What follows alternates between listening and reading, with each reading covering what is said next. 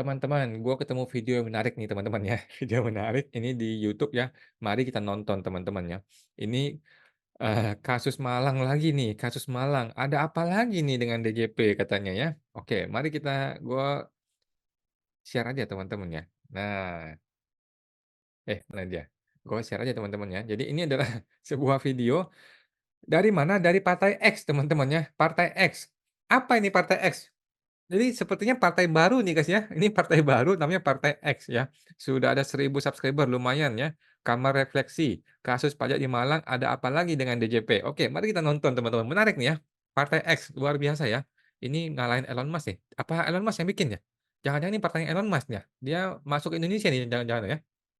Apa dia mau jadi presiden di Indonesia, Elon Musk? Halo, kembali lagi di video kali ini di Partai X. Wih, Partai X, mantap. Warna merah, satu bangsa, satu kemakmuran, mantap. Gantung ya ke apa ya, Oh, ini di Metro TV. Ada kumpulan pundi harta dari pajak ya, Rafael Alun ya? kebisaan dari si negosiator. Ya kalau saya biasanya tuh eh, nggak lebih dari 30%. Wah, nggak lebih dari 30%. Tadi itu kalau nggak salah negosiasi ya. Jadi, ketika terjadi negosiasi, dia ngambilnya itu nggak nyampe 30%. Ya kira-kira begitu ya kayaknya ya, yang kita tangkap ya. Mudah-mudahan nggak salah teman-teman ya. Kok bisa? Yuk, kita bahas bareng-bareng. Cerita korban oknum pajak. Ini kata Dari dia apa ya yang guys aku ya? dapat dari berbagai media dan berbagai macam Waduh, video gua di sini. berita, yang mana Oke, mencari upeti ada upeti. satu kasus tentang perusahaan IT di Kota Malang, kayaknya nggak disebut sama medianya. So, Oke, jadi media mainstream itu tidak menyebut ini, teman-teman. Yang gua dengar ada isu ya, mudah-mudahan tidak benar ya, bahwa media-media sudah dibeli sama oknum ya, oknum pajak tentu ya. Jadi yang kita dengar mudah-mudahan salah ya, ini hanya isu saja bahwa ternyata media-media mainstream, kenapa sih selama ini media mainstream nggak pernah menggambarkan kasus-kasus seperti kasus Malang, seperti gua, ini nggak pernah terpublis ke media mainstream ya, karena sudah ada bargaining antar mereka dengan oknum bahwa jangan mempublish, berita-berita yang merugikan atau mungkin, memihak pada wajib pajak, kepada gue, gitu ya. Jadi, kasus-kasus kayak gua punya, kasus kayak Malang tuh sama sekali nggak terpublish di media teman-teman ya. Padahal kita sudah viral-viralin loh ya, tetapi nggak viral-viral, karena media mainstream sudah dijagain ya oleh si oknum. Itu yang kita dengar, tetapi mudah-mudahan itu hanya di Wakanda ya, mudah-mudahan nggak ada di Indonesia ya.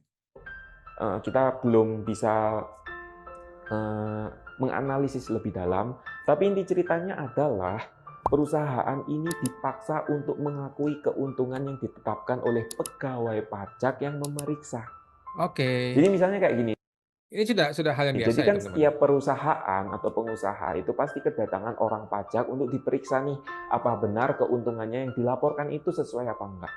Petugas pemeriksa dari kantor pajak itu memberikan keuntungan yang palsu dan pengusahanya Ya, jadi ini hal yang biasa guys ya, hal yang sudah sangat biasa di mana ketika lu bikin laporan keuangan, lu bilang nih, "Gue untung mungkin 10%, 20%, 30% gitu ya. Ketika orang pajak datang, dia bilang, "Enggak nih, lu enggak 30%, lu ini untung 50%."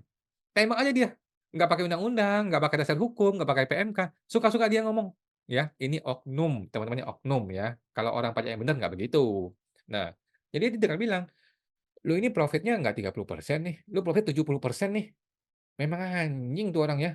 Tapi ya mau gimana, wajib pajak yang nggak ngerti, yang tidak pakai konsultan pajak kan langsung kaget, langsung syok, mana ada gue untung segitu. Ketika wajib pajak itu menjadi syok, menjadi kaget, orang pajaknya tinggal negosiasi, "Oke lah lu nggak mau 70%, tapi jangan 30 dong, 50 aja ya." Nah, cilaka Bos ya, ini negara negara bisa hancur kalau orang-orang seperti ini ya, teman-teman ya. Nah, itu teman-teman ya, jadi ada oknum-oknum yang, memaksakan profit itu sesuai dengan persepsi pribadi dia, bukan pakai dasar hukum gitu ya, nggak ada dasar hukumnya, gitu. ini disuruh mengakui. Jadi padahal misal aslinya keuntungan 100 juta, tapi disuruh mengakui keuntungannya 250 juta. Contoh kasusnya sih seperti itu, yang dengar-dengar. Hal tersebut itu dibawa sampai ke persidangan, sampai ke meja hijau. Ya, Kasus Malang. enggak semua persidangan itu bersih. Bisa jadi dong, di persidangan tuh petugas pajak sama majelis hukum, sama lawyer itu udah kerjasama, bisa jadi kan, kita nggak tahu, kita nggak boleh mental judgment. Tapi kemungkinan seperti itu pasti ada. Nah, kalau misalnya kemungkinan itu benar-benar terjadi, ya pasti pengusaha tergugat ini bisa jadi kalah dong di persidangan. Betul teman-teman ya, jadi, sudah menjadi rahasia umum di negeri Wakanda bahwa majelis hakim dengan jaksa dengan pengacara, dengan tergugat atau termohon itu bekerja sama untuk memenangkan perkara alias kita jadi kalah, si penggugat jadi kalah. Ini sudah menjadi rahasia umum ya teman-teman. Nah, untuk mencegah hal ini bagaimana? Kita kan tidak bisa mengintervensi kan? Kita kan tidak bisa mengintervensi si hakim, "Lu nggak boleh ya dengarkan si oknum," ya nggak bisa. Tetapi yang bisa kita lakukan sebagai warga negara adalah mempublis secara transparan, teman-teman. Itulah upaya yang bisa kita lakukan. Kita nggak bisa menyadap teleponnya si hakim. Kalau dia ditelepon sama si oknum, kita sadap, ya nggak bisa, teman-teman ya. Nah, tetapi yang bisa kita lakukan adalah kita mengupayakan transparansi. Kalau transparan, mudah-mudahan oknum hakimnya punya rasa malu, gitu teman-teman ya. Mudah-mudahan kalau transparan, si oknum hakimnya jadi malu. "Aduh, gue dilihatin orang banyak nih, gue mau adil ah." Kita berharap seperti itu teman-teman ya, mudah-mudahan bisa seperti itu. Dan nggak menutup kemungkinan pengusaha-pengusaha yang kena kasus seperti ini akan tutup. Bisa bangkrut Bos, orang digituin Bos. Jadi orang yang bisa negosiasi, yang bersedia ditundukkan oleh si oknum, lu cukup bayar 30%. Orang yang ngelawan, disuruh bayar 100% plus denda, plus bunga, plus sanksi. Cilaka, bangkrut. Orang yang jujur bangkrut, orang yang tidak jujur bertahan. Nah, negara ini bisa rusak, bisa hancur kalau seperti itu cara kerjanya teman-teman ya. Ya berharapnya dari kasus seperti ini Jenderal Pajak itu bisa berbenah ya. Badai korupsi sektor pajak yang tidak ada habisnya. Ini dari mana nih? Ya begitulah teman-teman ya. Mereka punya kekuasaan, dia punya instrumen hukum, dia bisa sembarangan nembak-nembakin orang, orangnya ketakutan. Ya terjadilah korupsi. Ya teman-teman ini hal yang wajar ya, logika wajar teman-teman ya. Satu-satunya cara untuk mencegah hal ini adalah dengan transparansi. Semua proses pemeriksaan pajak harus transparan dan dipublis ke media. Selesai urusannya. Itu teman-teman ya, apakah mereka berani begitu? Kalau di Amerika, polisi itu ada kamera di sininya, di dadanya ya, ada kamera polisi itu. Jadi polisi nggak boleh sewenang-wenang. Nah, sekarang pemeriksa pajak bersedia nggak kita pasang di sini kameranya? Berbenahnya bukan berbenah karena kesalahan Jenderal Pajaknya, tapi berbenah ke sistem operasi pemeriksaan pajak sehingga emang apakah benar petugas-petugas pemeriksa pajak ini sudah melakukan tugasnya dengan baik atau enggak. Ya karena kalau kasus seperti ini terus berlanjut, pengusaha-pengusaha yang berkembang itu nggak punya kesempatan, ya bukan nggak punya kesempatan. Pengusaha-pengusaha yang berkembang ini ya pastinya bangkrut. Kalau pengusaha bangkrut, pekerjanya mau kerja apa? Kan pasti mau nggak mau harus PHK. UMKM.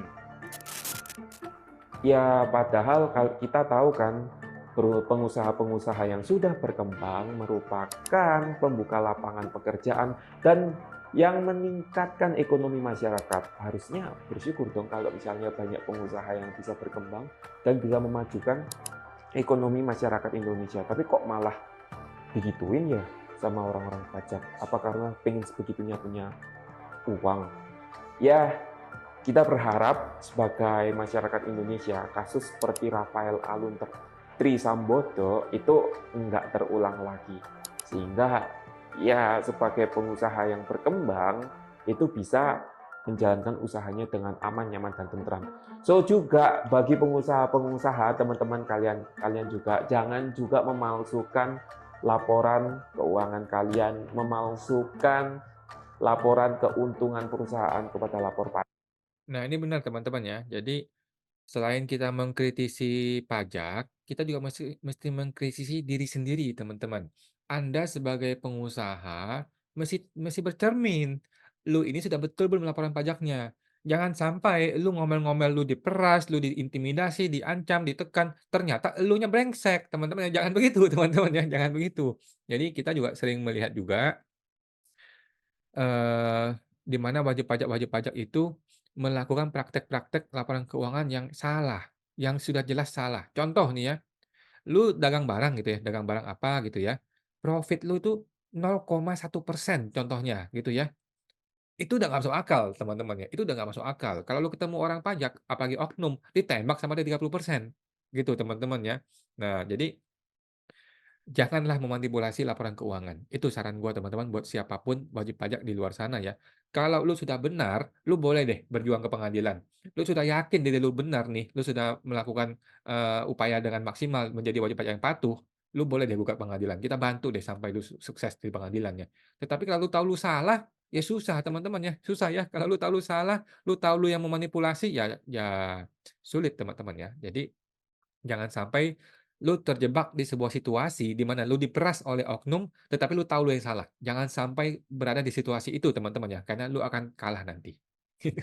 pajak. Ya, supaya di sisi kantor pajak pun juga enak, di sisi pengusaha juga enak, dan kenyamanan bisa terbentuk, kedamaian bisa terbentuk. So, mungkin sementara itu dulu dari video kali ini. Buat kalian yang sudah nonton video ini dari awal sampai akhir, thank you banget. Tapi tetap di video kali ini aku tetap minta saran kalian di kolom komentar. Jangan lupa komen kalian mengaspirasi. Jangan lupa untuk Oke teman-teman ya, ini sudah ya, jadi Partai X, partai apa itu? Jangan-jangan Elon Musk ini lagi masuk ke negara kita ya? Elon Musk, halo Pak Elon, ya, lu mau ganti warga negara?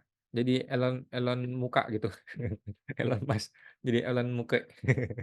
Oke, teman-teman, itu ya. Jadi Partai X ini nggak ngerti, ini luar biasa ya, partai yang luar biasa, masih baru kayaknya, tetapi sudah sangat kritis terhadap pemerintah ya. Kita berharap partai-partai di Indonesia itu berani seperti itu, berani untuk mengkritisi pemerintah, bukan cuma secara politis ya, tetapi betul-betul menyentuh ke dalam unsur-unsur di dalam masyarakat itu sendiri gitu loh teman-teman ya. Nah, kasus pajak adalah kasus yang sangat perlu diperhatikan. Kalau nggak diperhatikan, cilaka negara ini teman-teman ya, karena si oknum-oknum makin merajalela ya. Apalagi kalau sampai kita kalah di pengadilan nanti. Aduh, kasihan ya kalau gue lihat, karena sudah jelas-jelas oknum itu salah, tetapi kalau kita masih kalah ya sudah, susah teman-teman ya. Oke, itu teman-teman untuk, berita dari Partai X ini, dan kita masih mau promo teman-teman ya. Di akhir Februari ini kita masih ada promo untuk di bulan Maret kita ada kelas akunting umkm.com ya, buat teman-teman yang mau belajar akunting secara simpel sederhana aja, untuk lu yang mau memulai menjadi pembukuan di mungkin PT, CV, PTP gitu teman-teman ya. Oke, silakan masuk di website ya, www.akuntingumkm.com ya, www.akuntingumkm.com. Kita akan ketemu nanti di bulan Maret. Oke teman-teman, sampai jumpa lagi, semoga bermanfaat.